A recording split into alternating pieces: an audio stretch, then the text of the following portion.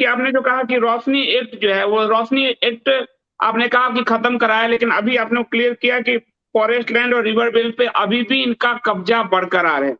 तो इसको हटाने के लिए कोई व्यवस्था है या उसको एज़ इट इज़ रखा ही जाना है? रोशनी जजमेंट की इम्प्लीमेंटेशन को लेके सवाल था, तो मैंने बताया कि किस तरीके से इस जजमेंट की इम्प्लीमेंटेशन को सरकार ने स्टॉल कर दिया। जम्मू कश्मीर हाई कोर्ट में रिव्यू पिटीशन फाइल करके जो अभी भी पेंडिंग है, जिस पे कोई कार्रवाई नहीं हो रही है।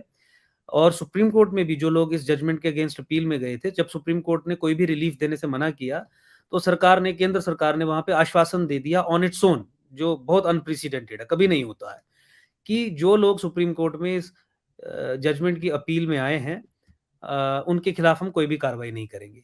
और इनफैक्ट जो जम्मू कश्मीर हाई कोर्ट में जो रिव्यू पिटीशन फाइल की गई है, उसका सबटेक्स्ट यही है कि बहुत सारे गरीब मुसलमान हैं जिन्होंने जम्मू को और हिंदू बहुल क्षेत्रों में घेरा डाला हुआ है, लेकिन उन्होंने छोटे-छोटे घर बनाए हुए हैं, तो हम एक ऐसी स्कीम लाना चाहते हैं, जिस स्कीम के ज़रिए इन बेचारों के घरों को हम रेगुलराइज़ कर दें। आप समझ रहे हैं? जो डेमोग्राफिक असॉल्ट या हुँ, हुँ। लैंड इन्वेजन जम्मू संभाग में हुआ है, उसे रेगुलराइज़ करने के आधार पे, की बिना पे, इसलिए कि ये गरीब लोग हैं, पसमानदा लोग हैं, आप हमें परमिशन दीजिए कि इनके लिए हम एक स्कीम ला सकें ताकि इनको ये ज़मीनें हम रेगुलराइज़ कर सकें, कोर्ट में केस हारने के बावजूद। अच्छा, उसमें अब कुछ लोग कन्फ्यूज़ ये कर सकते हैं कि देखिए हमने तो हिंदुओं के लिए भी कहा है। तो मैं आपको ये बताना चाहूँगा कि जम्मू संभाग एक हिंदू बहुल क्षेत्र है, एबोरिजिनल्स यहाँ के हिंदू हैं। तो हिंदू लोग भी बहुत सारी जगह पे सरकारी भूमि पे, स्टेट लैंड पे बैठे हैं। लेकिन जो हिंदू यहाँ पे स्टेट लैंड्स पे बैठे हैं, वो एनक्रोचर्स नहीं है, वो प्रोस्पेक्टिव ओनर्स हैं। अग्रेरियन रिफॉर्म्स एक्ट, जो लैंड रिफॉर्म्स हुए पूरे देश में, जम्मू कश्मीर में भी हुए। जम्मू कश्मीर में बहुत इफेक्टिव तरीके से उन कानूनों की इम्प्लीमेंटेशन हुई है। तो जम्मू संभाग में जितने भी एग्रीकल्चरिस्ट्स और जो किसान जो हैं या लोग जो हैं यहाँ के, जो सरकारी भूमि पे बैठे हैं, मैंने बताया वो प्रोस्पेक्टिव ओनर्स हैं। कैसे? क्योंकि देखिए आप जानते हैं कि लैंड रिफॉर्म्स के कानून में सीलिंग लिमिट का प्रोविजन हुआ करता था। आपके पास अगर एक सीलिंग लिमिट से अधिक ज़मीन है, तो जो अधिक वाला पोर्शन है, वो सरकारी भूमि हो जाएगा। तो हमारे यहाँ पे जो एग्रेरियन रिफॉर्म्स एक्ट है, वो यही कहता है कि जो एक्सेस आपके पास सीलिंग लिमिट से था, वो तो सरकारी हो गया, लेकिन उस सरकारी भूमि पे जो टिलर था, जो टिलिंग कर रहा था व्यक्ति, तो सरकार तत्काल प्रभाव से ज़मीन को सरकारी बनाने के बाद उसके नाम पे ओनरशिप ट्रांसफ़र कर देगी।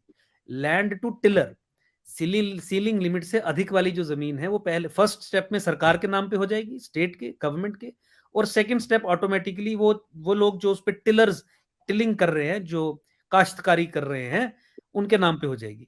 मैं कम से कम 50 से अधिक जम्मू कश्मीर हाई कोर्ट में केसेस फाइल कर चुका हूँ, जिसमें हमें सक्सेस भी मिली है। यही ग्राउंड लेके कि ये हमारे लोग स्टेट लैंड पे बैठे हैं, सरकारी भूमि है, लेकिन ये प्रोस्पेक्टिव ओनर्स है, ये इनके कागजात है। तो 99%, 95% ऑफ द टोटल हिंदूज जो स्टेट लैंड पे जम्मू संभाग में बैठे हैं, वो इस कैटेगरी में आ जाते हैं। कोई LV6 की कैटेगरी में आ जाता है। वो एक गवर्नमेंट ऑर्डर था कि अगर 57, 58 की रेवेन्यू एंट्रीज आपके फेवर में है कि आप सरकारी भूमि पे बैठे हैं, लेकिन 57, 58 में पोजेशन आपका था, तो वो भी आपको उसके मालिकाना हक दे दिए जाएंगे। फिर एक 1971 का गवर्नमेंट ऑर्डर है, गवर्नमेंट ऑर्डर रह नंबर 371 1971 का, उसके तहत बहुत सारे लोग कवर हो जाते हैं। लेकिन जिन लोगों को रेगुलराइज करने की परमिशन सरकार रिव्यू पिटीशन के जरिए जम्मू कश्मीर हाई कोर्ट से मांग रही है, वो प्रोस्पेक्टिव ओनर्स नहीं है, उन्होंने बाहर से आके जमीनों पे कब्जा किया और 90 के दशक के बाद किया है। अगर किसी हिंदू को मालिकाना हक चाहिए या प्रोस्पेक्टिव ओनर बनना है किसी को, तो उसके नाम पे 1971 की खसरा गिरदावरी होनी चाहिए। तो जो 90 के बाद आए उनके नाम पे 1971 की तो नहीं हो सकती। तो that is how I distinguish between occupants of state lands. Hindu यहाँ के जो ओरिजिनल रहने वाले हैं, वो 1971 से हैं, 57, 58 से हैं। उस तो 2-3 कानूनों के जरिए उनको मालिकाना हक मिलने हैं, वो प्रोस्पेक्टिव ओनर्स हैं। बाकी इनको बचा, तो यानी अगर सरकार ने मालिकाना हक देने ही होते और किसानों की और गरीबों की भलाई का सरकार के दिमाग में कुछ होता, तो वो तो अग्रेरियन रिफॉर्म्स एक्ट के प्रोविजंस को डिप्लॉय करके, गवर्नमेंट ऑर्डर LB6 और S432 को डिप्लॉय करके, गवर्नमेंट ऑर्डर 371 ऑफ 1971 उसको डिप्लॉय करके इनको दे देती। लेकिन गवर्नमेंट को मुसलमानों के फेवर में रेगुलराइज करनी है, इसीलिए उन्होंने रिव्यू पिटीशन फाइल करके इस मामले को बिगाड़ दिया है।